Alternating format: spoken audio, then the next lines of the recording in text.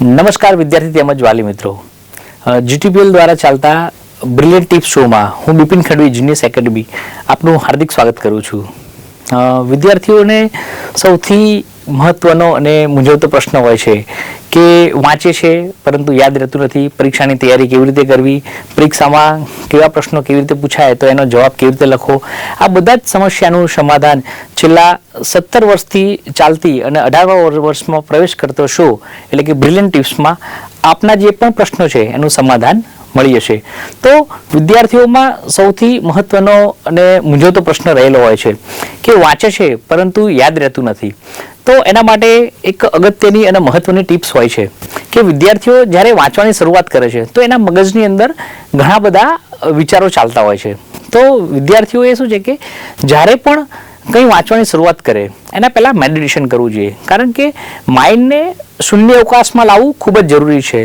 શૂન્ય અવકાશમાં લાવવાથી બેનિફિટ્સ એ થશે કે તમે જે પણ કંઈ વાંચો છો તો તમારી યાદ કરવાની જે યાદ રહેવાની જે શક્તિ છે એ થોડી વધી જાય છે અને એકાગ્રતામાં તમારો વધારો થાય છે. તો સૌથી અગત્યની વસ્તુ છે કે સૌપ્રથમ પહેલાં મેડિટેશન કરો. 5-7 સેકન્ડ ઊંડો શ્વાસ લો, 2 સેકન્ડ એને રોકી રાખો, 4-5 સેકન્ડમાં એને તમે શ્વાસ ધીરે ધીરે છોડી શકો છો. આ પ્રક્રિયા તમે 15-20 વખત કરશો અને 5-7 મિનિટ 10 મિનિટ સમજો કે કરશો તો તમને એવો અહેસાસ થશે કે તમારું માઇન્ડ, તમારી બોડી એકદમ રિલેક્સ થઈ રહ્યું છે અને તમે જે પણ પછી જ્યારે વાંચવાની શરૂઆત કરશો તો એકદમ સરસ રીતે તમને યાદ રહેશે એવી સંભાવનાઓ ચોક્કસ રહેલી છે. બીજી અને મહત્વની વસ્તુ છે કે કોન્સન્ટ્રેશન. વિદ્યાર્થીઓ એકાગ્રતા પણ લાઈફની અંદર જ્યારે વાંચો છો તમે ત્યારે દરેક પરીક્ષામાં ખૂબ જ મહત્વની રહેલી હોય છે. એકાગ્રતા શું કહેવાય એનું એક ઉદાહરણ આપીશ આપને કે એક વખત હું ટ્રેનમાં મુસાફરી કરી રહ્યો હતો અને એક વિદ્યાર્થી ત્યાં એ દરમિયાન તે ટ્રેનમાં ચડે છે, ભીડ ઘણી બધી હોય છે પણ ઉપરની સાઈડમાં જે સીટ હોય છે ત્યાં થોડી જગ્યા હોય છે. વિદ્યાર્થી થોડી જગ્યા કરીને ત્યાં બેસી જાય છે અને પોતાની બેગમાંથી એક બુક્સ કાઢે છે. એ બુક્સમાંથી એ સતત કંઈક ને કંઈક વાંચતો હોય છે. પછી થોડા સમય પછી મારાથી રહેવાનું નહીં. મેં વિદ્યાર્થીને પૂછ્યું કે બેટા સારી બુક્સ વાંચે છે, સારી તૈયારી કરે છે. ત્યારે વિદ્યાર્થીએ ખૂબ જ સરસ જવાબ આપ્યો કે હું કે યુપીએસસીની સિવિલ સર્વિસ માટેની, આઈએસ માટેની તૈયારી કરું છું.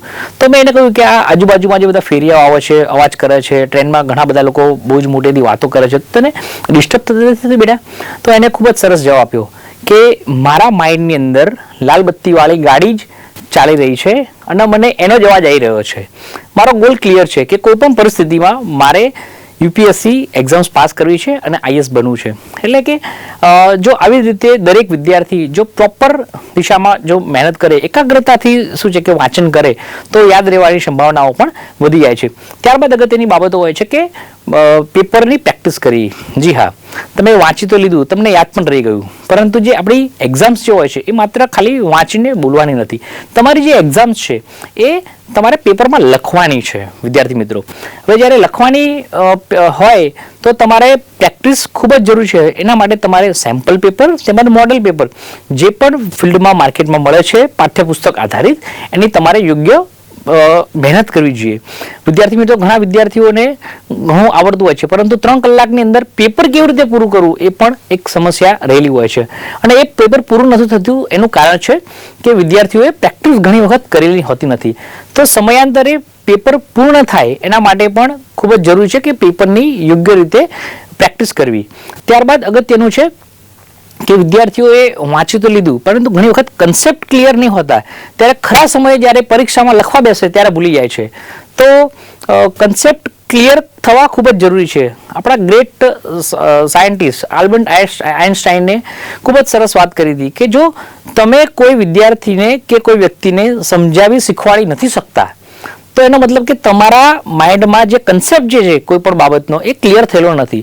એટલા માટે કે કન્સેપ્ટ ક્લિયર થયેલો હશે તો તમે કોઈ પણ વિદ્યાર્થી કે કોઈ પણ વ્યક્તિને તમે એ બાબતો સમજાવી શકશો. એટલે કન્સેપ્ટ જો ક્લિયર થઈ ગયેલો હોય તો જનરલી કોઈ પણ પ્રકારનો વાંધો આવતો નથી અને બધી જ પ્રકારની તૈયારીઓ થઈ ગઈ. બરાબર છે. અને પછી તમારા માટે અગત્યનું અને મહત્વનું હોય છે વિદ્યાર્થી મિત્રો તમારી હેલ્થ. યસ, કારણ કે ઘણી વખત આપણે બહુ જ બધા વિદ્યાર્થીઓ છેલ્લા ટાઈમે ઉજાગરા કરતા હોય છે અને જમવામાં પણ શું છે કે જો યોગ્ય આહાર લેવામાં નથી આવતો હતો તો તબિયત બગડવાની સંભાવનાઓ રહેલી હોય છે. જો તબિયત તમારી યોગ્ય નહીં હોય વિદ્યાર્થીઓ તો ક્યાંક ને ક્યાંક તમારી જે યાદશક્તિ છે, તમારે જે પેપર લખવું છે એમાં તમને અશક્તિ કે કોઈ પણ પ્રકારની સમસ્યાઓ આવવાની સંભાવનાઓ, શક્યતાઓ રહેલી છે. તો યોગ્ય પ્રકારનો આહાર લેવો જોઈએ, યોગ્ય જ્યુસ લેવા જોઈએ. જે પણ તમારે ડાયટ કરવાનું હોય એ થોડું ઘણું શું છે કે સમજી લો કે તમે ધ્યાન આપશો, થોડી પ્રોપર શું છે કે જો એની તૈયારી કરશો, પ્રોપર જે પ્રમાણે તમને પ્રોટીન વિટામિન મળી શકે એવો આહાર લેશો તો તમને એમાં પણ ઘણો બેનિફિટ્સ થઈ શકે છે. અને પરીક્ષાઓના હવે થોડાક જ દિવસો બાકી છે તો ઘણા વિદ્યાર્થીઓને પ્રશ્નો એ થતો હોય છે કે સાહેબ ઘણું બધું હવે ઘણા બધા વિષયનું વાંચવાનું છે, હવે તૈયારી કેવી રીતે કરી શકાય, હવે ગણતરીના થોડા દિવસો છે. તો એના એક નાનકડી વાર્તા છે કે એક રાજા હોય છે. એ રાજા જાહેર કરે છે કે એક હૃષ્ટપુષ્ટ સાંડ હોય છે. એ આ સાંડને કોઈ પણ વ્યક્તિ જે ઉંચકી લેશે તો એને 10,000 સોના મહોર હું આપીશ. ચારે તરફ નગરની અંદર ઢીંડોરો પીટવામાં આવે છે.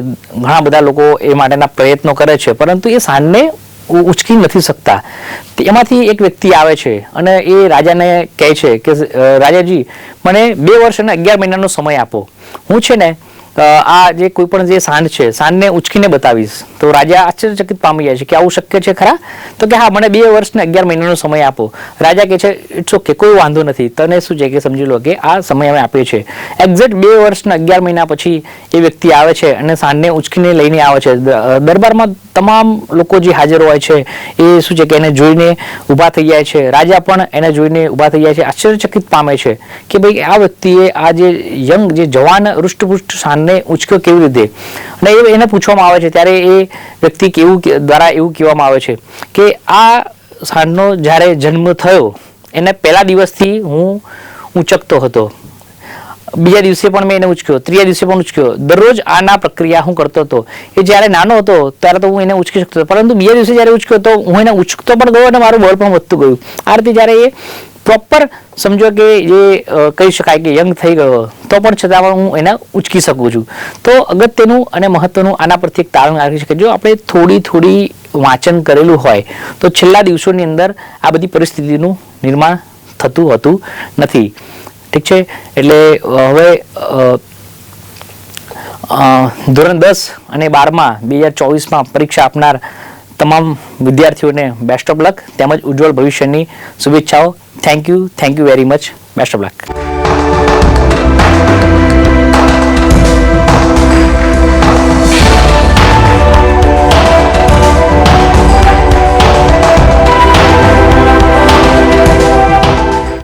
હેલો વિદ્યાર્થી મિત્રો, કેમ છો?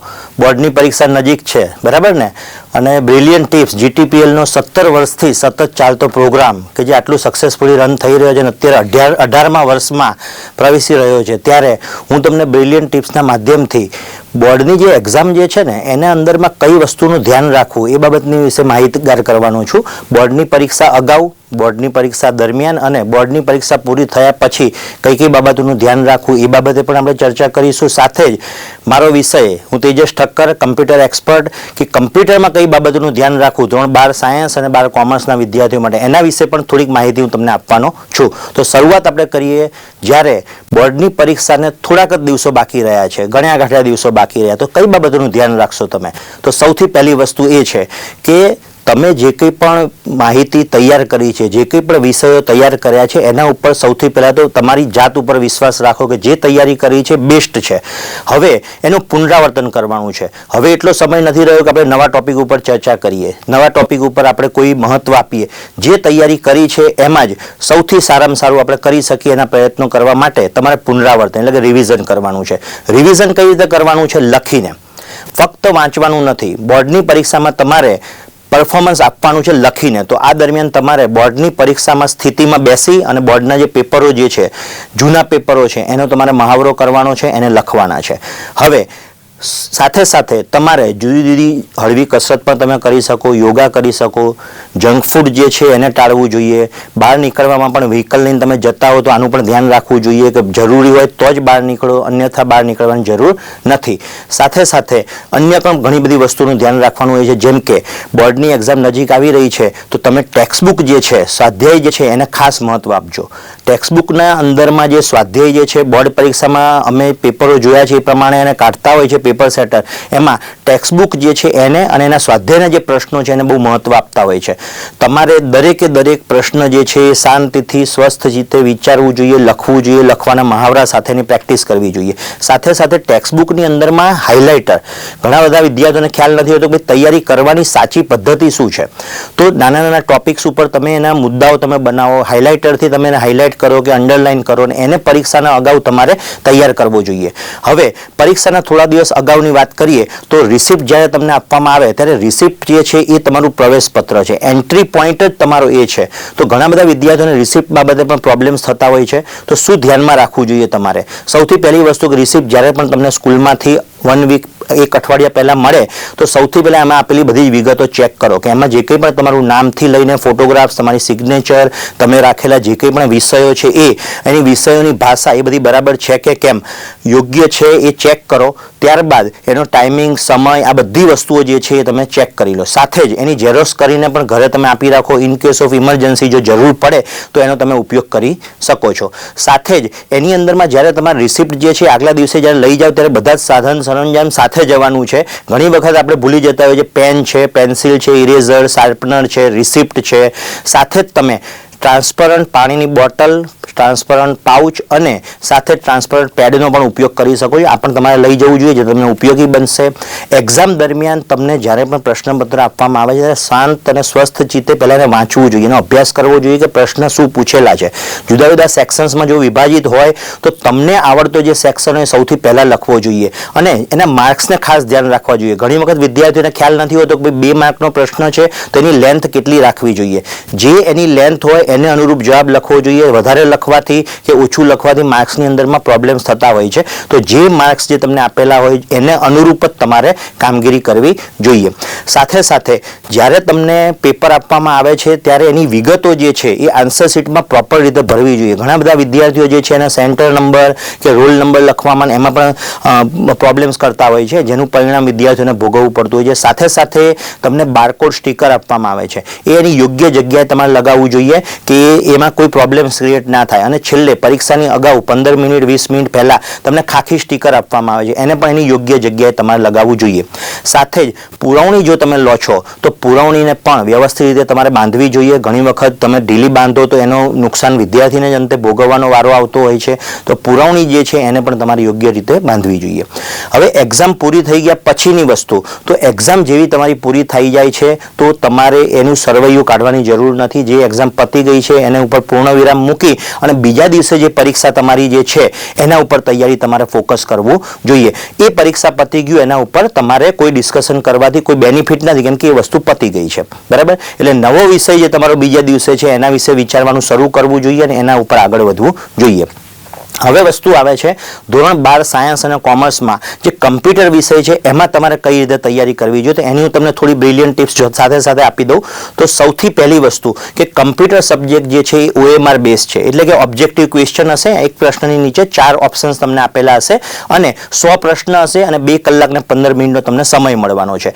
15 મિનિટ જે છે એ તમારા OMRની વિગતો ભરવા માટે, આન્સર કી માટેની અને સાથે સાથે એની સૂચનાઓ પાછળના પેજ ઉપર આપેલી હોય છે એ વાંચવા માટે હોય છે. હવે આની અંદરમાં તમારે ખાસ શું ધ્યાન રાખવાનું છે કે એ જે તમને OMR સીટ આપેલી હોય છે એમાં ABCD આ પ્રમાણેના જુદા જુદા વિકલ્પોમાંથી પ્રોપર જે જવાબ હોય તમારે એક જ રાઉન્ડ કરવાનું એમાં હોય છે.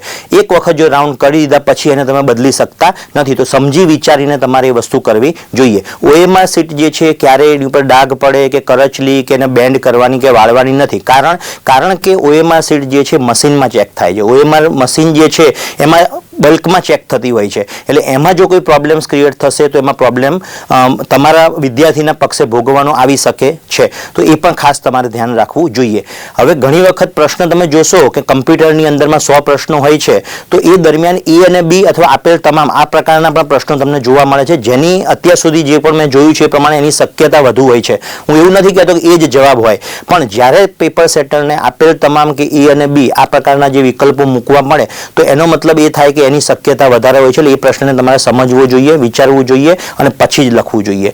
તમે જે કંઈ પણ પેપરની અંદરમાં જ્યારે ચેક કરો છો તો પ્રશ્નને OMR શીટમાં ડાયરેક્ટ લખવાની જગ્યાએ સૌથી પહેલાં પ્રશ્નને વાંચો, સમજો અને જે કંઈ પણ પ્રશ્ન હોય એની બાજુના વિકલ્પો જે છે એના પર ડોટ કરીને રાખો. અને OMR શીટમાં તાત્કાલિક ભરવાની જગ્યાએ છેલ્લો જે સમય અડધો કલાક તમારી પાસે વધે ત્યારે તમારે એની અંદરમાં OMR શીટને ફિલઅપ કરવી જોઈએ. એનું રીઝન એવું છે કે જો ડાયરેક્ટ તમે ભરવા જશો એમાં કદાચ કોઈ ક્વેશ્ચન તમને આવડતો નથી અને એ ક્વેશ્ચન તો પેપરમાં તો તમે સ્કીપ કરી દેશો, પણ OMR શીટમાં જો ભૂલથી તમે એ સિક્વન્સ જાળવી રાખશો તો એ આઘું પાછું થઈ જશે અને એના માર્ક્સ જે છે એનો આપણે ભોગવવાનો વારો આવી શકે. એટલે આ પણ ખૂબ જ મહત્વની વસ્તુ છે. સાથે સાથે OMR શીટ જે છે એની ઉપર જે વિગતો ભરવાની અંદરમાં પેપરનો ક્રમાંક ખાસ ધ્યાન તમારે રાખવાનો છે. કારણ શું કે સાયન્સની વાત કરીએ તો 1 થી 15 પ્રકારના જુદા જુદા પેપર સેટ હોય છે, જ્યારે કોમર્સની વાત કરીએ તો A, B, C, D, E આવી રીતના જુદા જુદા પેપર સેટ હોય છે. પેપર સરખું જ હોય છે પણ એનો ક્રમ જે છે એ આડો અવળો હોય છે. જો તમે ખોટો પેપર ક્રમાંક એટલે કે પેપર સેટનો નંબર લખી દેશો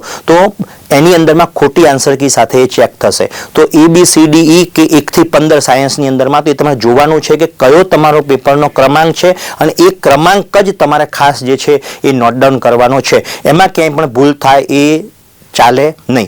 સાથે સાથે જ્યારે પણ તમે એક્ઝામ આપો છો ત્યારે 100 પ્રશ્નો જે છે પૂરો થઈ જાય છે તમારા, તો એ 100 પ્રશ્નો OMR શીટમાં આપણે લખી દીધા કે કેમ એ તમારે ખાસ જોઈ લેવાના છે. ઘણી વખત એવું બનતું હોય છે કે ઘણા પ્રશ્નોના જવાબ આપણે લખવાના રહી ગયા હોય છે કે આવડતો ના હોય, એવું પણ ઘણી વખત બનતું હોય, તો એમાં આપણે બાકી રાખીએ છીએ પણ OMR શીટની અંદરમાં રહી જતા હોય છે. તો આ તમારે ખાસ ચેક કરવું જોઈએ કે ત્યારે ઘણો સમય તમને મળવાનો છે. તો OMR શીટમાં જ્યારે તમે પેપર્સ સુપરવાઇઝરને સબમિટ કરો છો ત્યારે 100 પ્રશ્નોના 100 OMR રાઉન્ડ થઈ ગયા છે કે કેમ એ પણ તમારે ચેક કરી લેવું જોઈએ. તો વિદ્યાર્થી મિત્રો, તમને દરેકને ખૂબ ખૂબ શુભેચ્છાઓ. Best of luck four exam.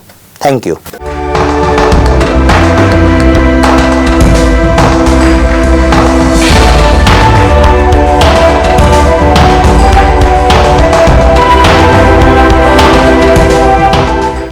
Hello વિદ્યાર્થી મિત્રો અને ગુજરાતના વાલી મિત્રો, છેલ્લા 17 વર્ષથી GTPL ગુજરાત ન્યૂઝ ગુજરાતના બાળકોને અભ્યાસમાં આગળ કેવી રીતે વધાય, એમનું રિઝલ્ટમાં એમને સ્ટ્રેસ ફ્રી રહીને કેવી રીતે પરિણામ મેળવે તેના માટે આ બ્રિલિયન્ટ ટિપ્સનો પ્રોગ્રામ લઈને આવી છે, જે આ 18મા વર્ષે પણ તેઓ શરૂ કરી છે.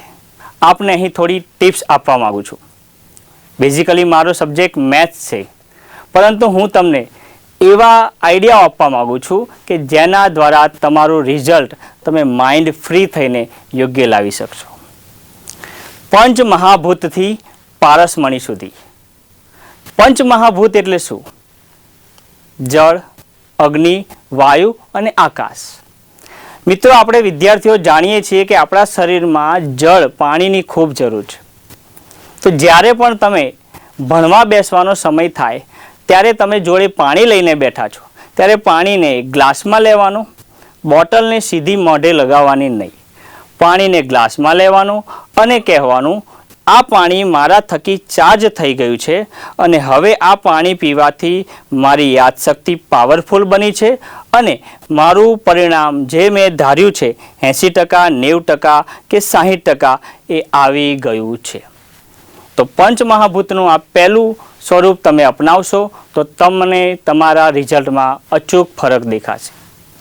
બીજું આવે છે અગ્નિ. આપણા શરીરમાં આપણે ભોજન લઈએ છીએ એટલે અગ્નિ ઉત્પન્ન થાય છે. તો એમ જેટલા પણ વાલી મને જાણે છે, મને જોવે છે, એ બધા વાલીને મારી નમ્ર વિનંતી છે કે આપ જ્યારે ભોજન બનાવો છો ત્યારે આપના ઈશ્વર, આપના પરમાત્માની યાદમાં એ ભોજન બનાવવાનું છે અને ટીવી કે એવું કાંઈ વસ્તુ ચાલુ ન હોવું જોઈએ. આ યાદ રાખજો. એ બનેલું ભોજન બાળક જ્યારે ખાવા બેસે છે ત્યારે એને પણ આજુબાજુ ટીવી કે એવું વાતાવરણ ન મળવું જોઈએ. તો ભોજનની અંદર પણ જ્યારે આવે છે ત્યારે એ વાઇબ્રેશન તમારે ઉમેરવાના છે કે આ ભોજન મારું બાળક ખાય છે, જેના કારણે એને કોઈ પણ પ્રકારની અડચણ પડતી નથી. ઘણા બધા બાળકો પરીક્ષાના એન્ડ ટાઈમે બીમાર પડવા લાગે છે. શા કારણે? કારણ કે આ ભોજનના કારણે. તો ભોજનના એ વાઇબ્રેશન આપેલા હશે તો બાળકને એને પરિણામ લાવવામાં ખૂબ મદદ મળશે. હવે આવે છે વાયુ. વાયુ એટલે કે આપણા શરીરમાંથી બોલાતો અવાજ.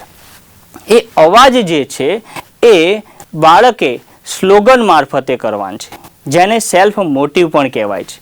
સેલ્ફ મોટિવ માટે તમે પોતાના હાથને રબ કરી શકો છો અને પોતાને બોલી શકો છો, હું માસ્ટર સર્વશક્તિમાન છું, મારી યાદ શક્તિ પાવરફુલ છે, હું જે કાંઈ પણ ભણું છું તે મને સંપૂર્ણ યાદ રહી ગયું છે. એ જ મારી પરીક્ષામાં પૂછાશે અને હું નિશ્ચિંત અને નિર્ભય થઈને આ પરીક્ષા આપવાનો છું.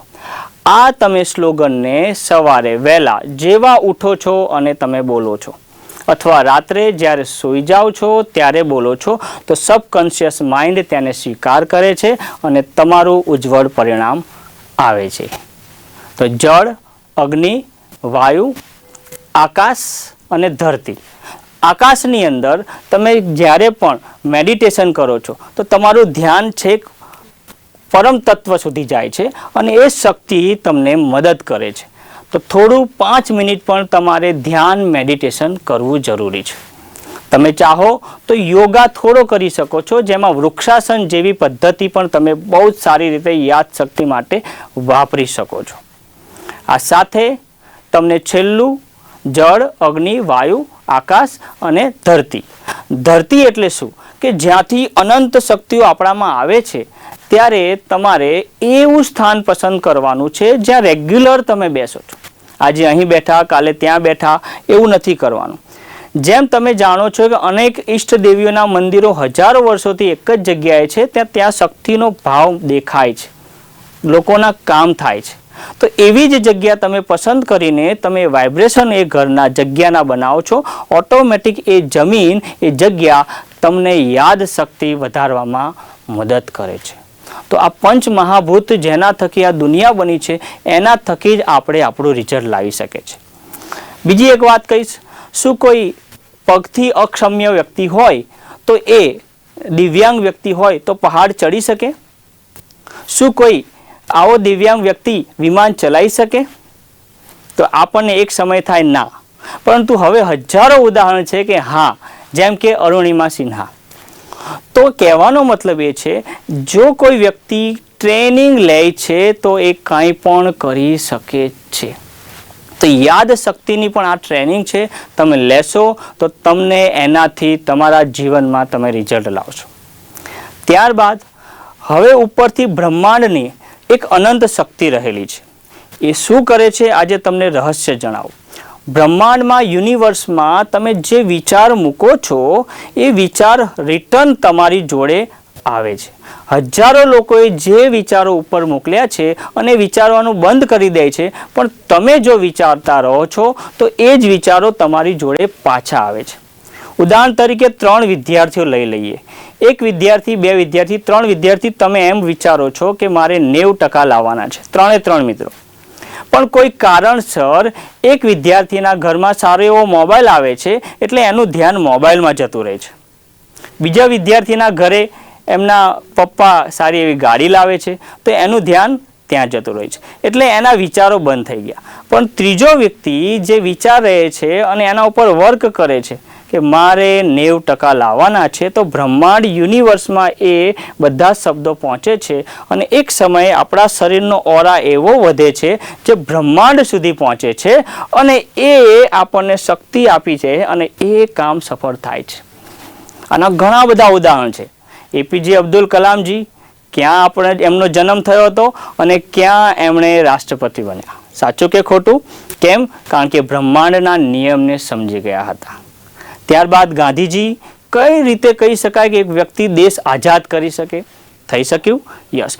તમે રિઝલ્ટ લાવી શકો છો. આજુબાજુના તમને કહે કે હજુ તો 1 જ મહિનો બાકી છે, હવે તું શું કરીશ, તો આપણે સાંભળવાનું નથી, આપણે આ પ્રોસેસ કરવાની છે. ઇન્ડિયાના યંગેસ્ટ IPS ઓફિસર સફી હસન પણ શું હતા તમે જાણો છો. તો પણ કેમ IPS ઓફિસર બની શક્યા?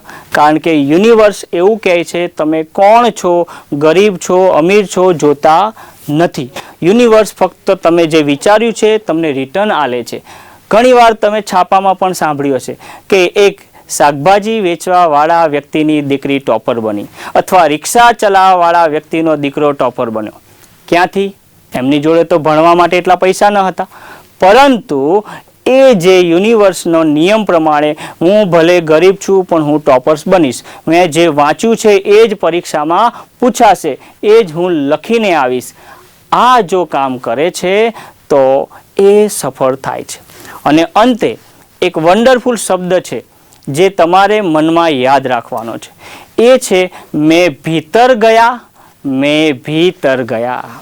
દુનિયાની તમામ વ્યક્તિ, તમે નાની મોટી કોઈ પણ લઈ લેશો વિદ્યાર્થી મિત્રો, તમે પોતાના કામ માટે ભીતર જવું જરૂરી છે.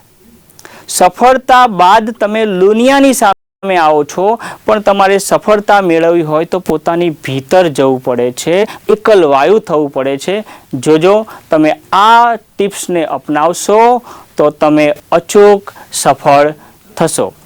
તો GTPLના આ સુંદર મજાના બ્રિલિયન્ટ ટિપ્સ કાર્યક્રમની અંદર તમને આ ટિપ્સ તમારા જીવનમાં ખૂબ ઉત્તમ રીતે તમને એ ઉત્તમ રીતે પરફેક્ટ તમારા જીવનમાં શુભભાવના સાથે યોગ્ય રીતે તમારા કામ લાગે એવી અભ્યર્થના સાથે હું હેમંત ચૌહાણ આપને અહીંથી રજા લઉં છું.